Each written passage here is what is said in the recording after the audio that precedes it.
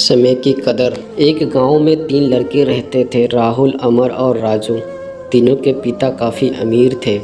तीनों का बचपन बहुत अच्छी तरह से गुजरा था।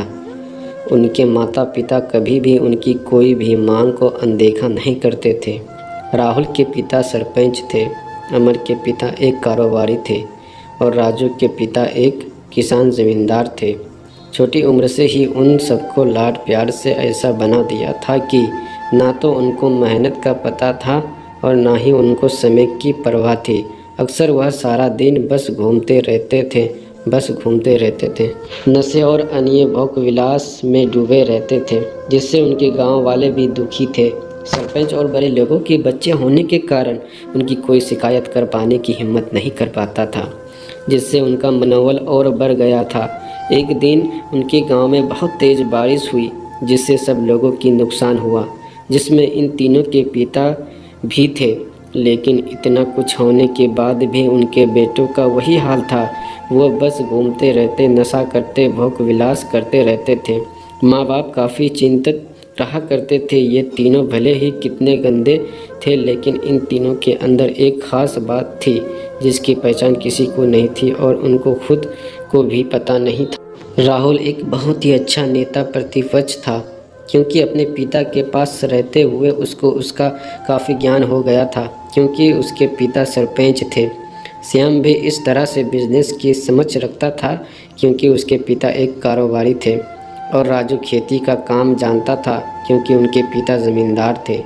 पर अपनी गलत कामों की वजह से उन सबसे अपने इन टैलेंट पर ध्यान ही नहीं दिया, जो कि उनकी सबसे बड़ी कमज़ोरी थी। इस तरह से इनकी बदमाशियों को देखकर इनके पिता उन्हें सीख देने को सोची। तीनों पिताओं ने आपस में बात करी और उसका एक हल निकाला। तीनों पिताओं ने अपना अपना काम अपने अपने बेटे को सौंप दिए, जिससे उनको समय की कदर का पता लग सके। तीनों के पिता ने एक वसीयत बनाई, जिसमें लिखा था कि 1 वर्ष के अंदर इन तीनों को 10 लाख रुपए कमाकर देना होंगे, जो बिना किसी गलत काम करके कमाए गए हो। और तीनों को अलग अलग स्थान पर रहना था। इन तीनों को 5-5 लाख रुपए भी दिए गए, ताकि उनको अपना काम स्टार्ट करने की दिक्कत ना हो। पहले तो सब खुश हो गए कि हम आज़ाद हो गए, हमको पैसे मिल गए। और ऐसा सोच कर के इन्होंने फिर से काफ़ी समय मौज मस्ती करने में लगा दिया। इस तरह से महीने बीत गए और इनका काफ़ी सारा नुकसान भी हुआ। फिर एक दिन अचानक उनको एहसास हुआ कि अगर हम शर्त हार गए तो हम अपना ज़ायता खो बैठेंगे। धीरे धीरे उनकी चिंता बढ़ने लगी। एक दिन वो इसी उधेड़-धुन में एक पार्क में बैठे थे और कुछ डिस्कस कर रहे थे कि उनको एक छोटी सी लड़की मिली। वो फूल बेच रही थी और साथ में पढ़ भी रही थी। तीनों लोग उस लड़की के पास गए। तभी राहुल ने लड़की से बोला, बेटी आपकी उम्र क्या है? तो लड़की ने जवाब दिया कि मैं 12 साल की हूँ अंकल। इतना सुनते ही राहुल ने आश्चर्य से पूछा कि आप इतने छोटे होकर के खेल नहीं रही हो? इस पर लड़की ने जवाब दिया कि मेरे पापा अब इस दुनिया में नहीं है और माता बीमार रहती है, इसलिए मैं ये काम करती हूँ। ये सुनकर राहुल ने अपना पर्स निकाला। उसके पास जो भी पैसे बचे थे वो उस लड़की को देने लगा। उसके बाद लड़की ने बोला, अंकल आप भी फूल ले लो, मुझे बहुत खुशी होगी, क्योंकि मैं अगर आपसे फ्री में पैसे ले लूँगा तो फिर मेरा पढ़ाई में मन नहीं लगेगा, मैं कामचोर बन जाऊँगी, क्योंकि यही समय है जिस समय मैं अपना भविष्य लिख सकती। राहुल ने उस लड़की से सारे फूल ले लिए और तीनों घर लौट आए। उस फूल वाली लड़की का उन तीनों लड़कों पर बहुत गहरा प्रभाव पड़ा। रात भर उन तीनों ने उस बच्ची के बारे में सोचते रहे और उन्हें एहसास हुआ कि वो तीनों कितने गलत थे।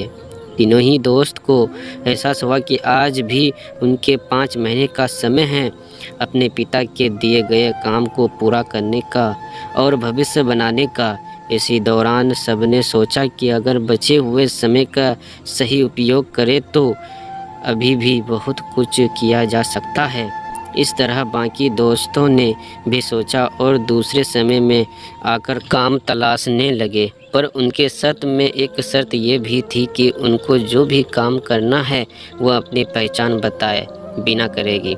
जिससे ये साफ था कि उनको काम नहीं मिला, और जब काम नहीं मिला तो उन्होंने सोच लिया तो अब वो अगर कुछ भी करेंगे तो अपने गांव में जाकर ही काम करेंगे।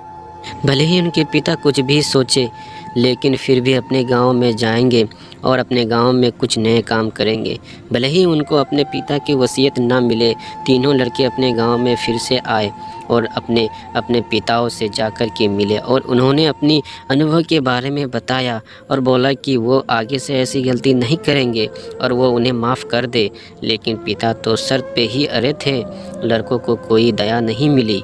तीनों को फिर से दुख हुआ कि तीनों को अपनी गलती की एहसास होने के बाद भी उनके पिता उनका सपोर्ट नहीं कर रहे हैं, और फिर से वो रात भर सोचते रहें कि अब क्या किया जाए। तीनों ने मिलकर एक स्कीम निकाली। राहुल अपने मित्रों के साथ में मिलकर लोगों की प्रॉब्लम को सुलझाने लगा, जिससे उनको गांव की समस्याओं का ज्ञान हुआ। इसी तरह अमर भी गांव के विकास के लिए नए नए तरीके सीख गया और राजू को किसानों और बीजों का ज्ञान हो जाने से उनको काफ़ी फ़ायदा हुआ। तीनों ने मिलकर अपने बाकी पैसों को सही ढंग से सही जगह लगाकर गांव को एक नया रूप दे दिया।